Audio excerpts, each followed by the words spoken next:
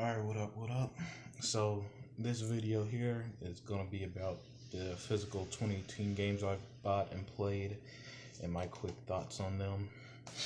First and foremost, Just Cause 4, which just came out with this nice steelbook. So far, playing as Rico is a ton of fun. It has the destruction, like a Red Faction Guerrilla type game where you could blow stuff up in real time. Fun game so far. Metal Gear Survive. I believe this game had a lot of controversy, but my best friend Diana, she was telling me that it's pretty good, so I went ahead and picked it up and we played the multiplayer together. I got Strange Brigade. This is a very fun action adventure game made by the people that made Sniper Elite. But yeah, this was a very extremely fun game, solo and multiplayer. Battlefield 5, I love my Battlefield, so of course I had to get this one, and the steelbook came with it.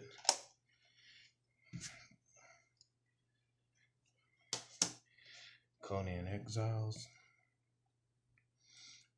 This is a very fun game. I never really played games like this in ARC until this year. Yeah, it's an open world survival game, and it's got nudity and stuff, but it's actually really fun. And there's no like real definite end game, so it was a very unique experience for me. Shadows Awakening. This is a game I picked up recently during Black Friday. It's a top-down RPG like Diablo, and then you could go between the living world and Shadow Realm. It's pretty fun. Not super far into it yet, but I'm digging it. This is a dope game. Fallout 76. This is the online only Fallout game. It's pretty fun, and it's as buggy as any Bethesda game, which I like Bethesda, but I don't, but Fallout and Elder Scrolls, boy, those games take up a lot of time. The Crew 2. Now this game is awesome. When you play, you could like switch through airplane mode, boat mode, or driving mode, and it'll like automatically put you in a plane, a car, or boat. You could travel all around America. The map is extremely large. The game is insanely fun. I love it. Call of Cthulhu. It's a horror style game. It's slow paced. It really sets the tone. It's also not that long. I beat this in about 5 or 10 hours, I say. So yeah, if you find it cheap, nice fun horror game. And then we got Immortal Unchained. Dark Souls with a gun is the best way I've heard it explained. And yeah, that's a fitting description. But it's a dope game. However, there's this game called Ashen that just came out yesterday at the time recording. That is another Dark Souls style game that I actually enjoying a lot more than I did that. Still, good stuff. Alright, now here's the interesting part.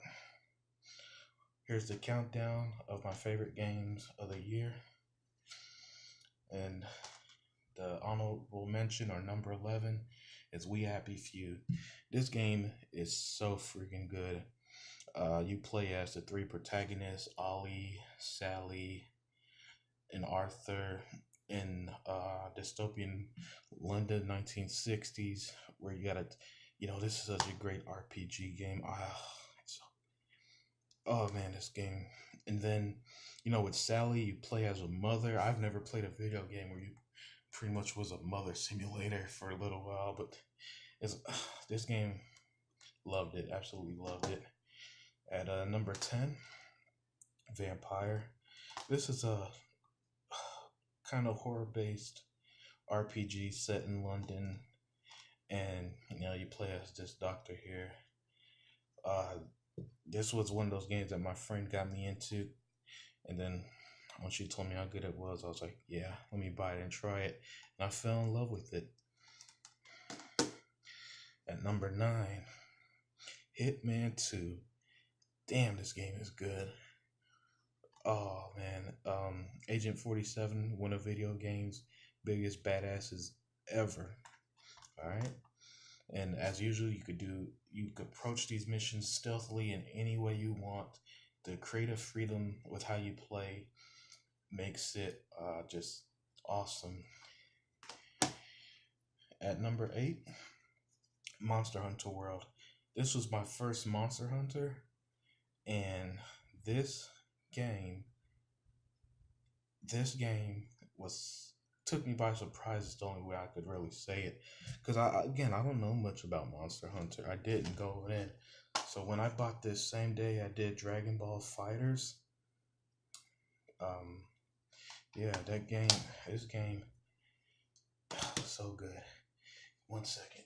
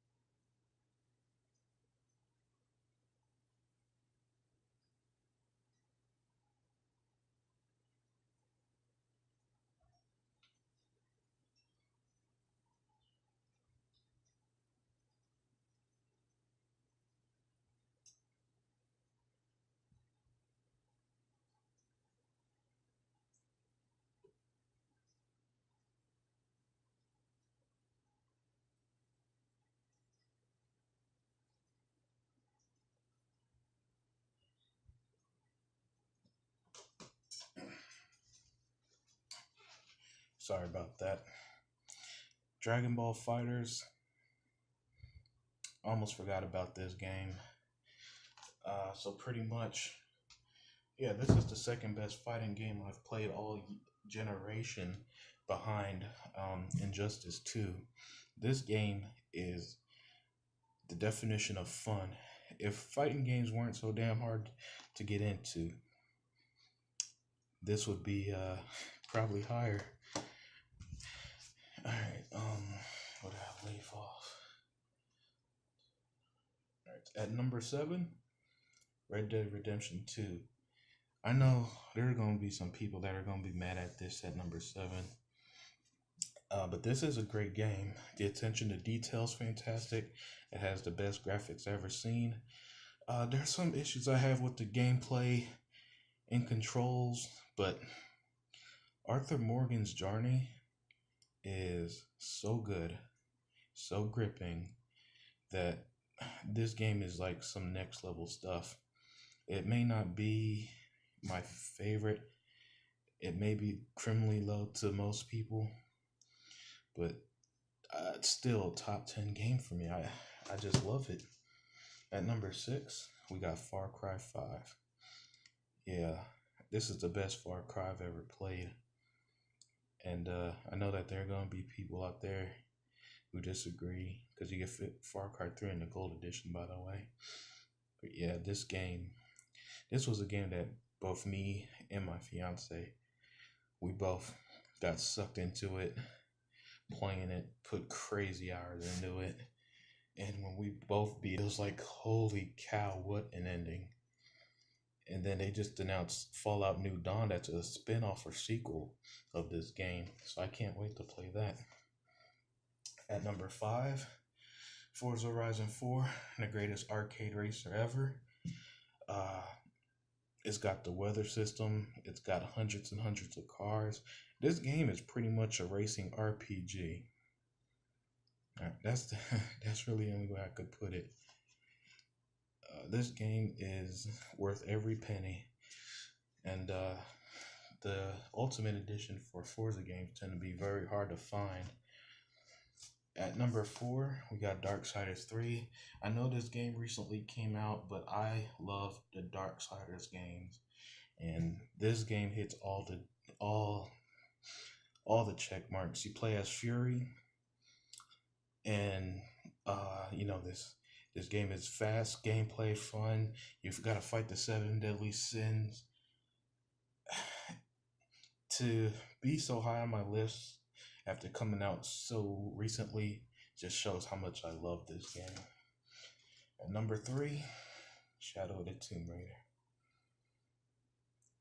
I absolutely love Lara Croft. I've been playing Tomb Raider since the 90s, all right, the early days. I believe she was on Sega before she got the PlayStation, but it doesn't matter. This is the trilogy, the third game in the reboot from 2013. This game is spectacular. The tombs, the action adventure parts of it, the story, and I played this on hard and very hard, where you get, I believe, permadeath was on the very hard mode. Holy crap. Unbelievable game. At number 2, State of Decay 2. Yeah, this is another controversial pick, but this game had me addicted.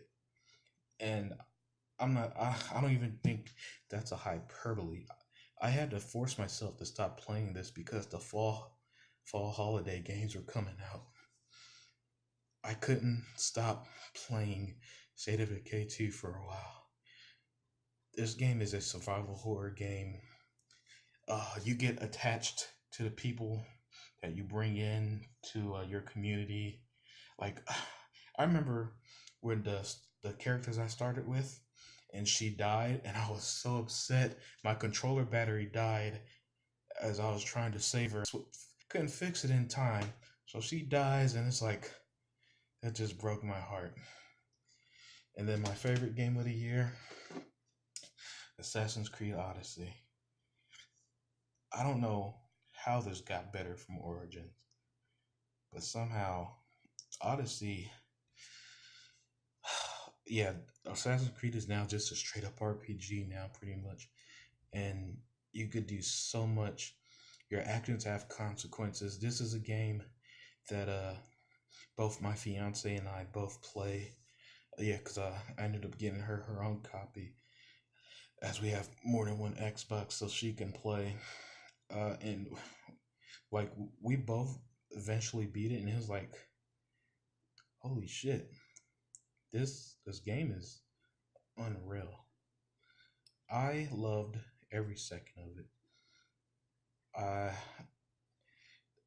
Just hours upon hours upon hours of good old Assassin's Creed goodness.